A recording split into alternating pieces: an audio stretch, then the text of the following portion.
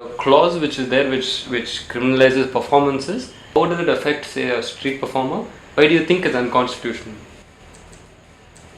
See, this is one law which deals with ostensible poverty, and like other laws have treated it before, poverty is seen in two ways. One, it is seen as dangerous, and the other is seen as a nuisance. So it's dangerous because a person in poverty has little to lose and might therefore take whatever they can to protect themselves from what destitution brings. That's the perception which drives this kind of a law. And at its benignest, they're still seen as being a nuisance. A nuisance because all this happens in a public space. And there is always contest for a public space. So if you look at the kind of things that happen with pavement dwellers, you'll find that pavement dwellers were told that no, the pedestrian has a superior right to your being there because the pavement was made for a pedestrian. But very soon after throwing the pavement dweller out, you'll find that cars, it becomes a place for parking cars. So it is about contestation for that space. The distinction that is made in some jurisdictions between what is seen as beggary, we'll come to whether this is beggary or not in another moment, but what is seen as beggary and what is seen in other jurisdictions as aggressive panhandling.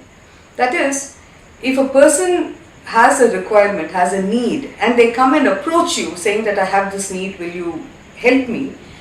That is just treated as beggary. Whereas if they threaten you saying that you either give it or they start, if you fear that they might break your glass down if you're traveling in a car, or there is a certain element of harassment and even perhaps of the threat of assault or battery, then that is treated as aggressive panhandling. We find that in the Indian context we don't make a distinction between the two, because the dangerousness they are talking about is not about aggressive panhandling. The dangerousness is about the condition of poverty.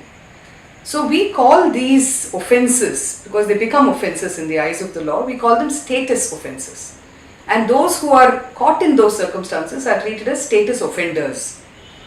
Which is why when you look at the categories of people who are included in this definition of what constitutes begging, you find that people who are performers, the same people who will be taken to a festival of India in Germany and feted and feasted and then brought back as having, while celebrating their having taken India's culture to these festivals, when they come back here, if they are auditoriumized, there is no problem.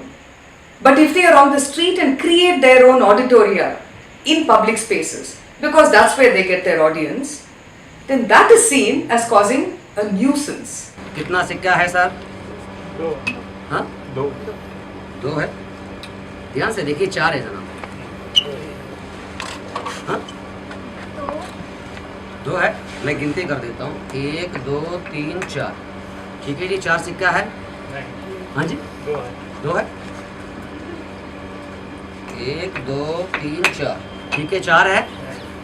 अभी भी आपको पता नहीं चला ये कितना है. 1, 2, 3 और कितना हो गया?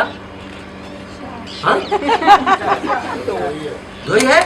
1, 2, 3, 4.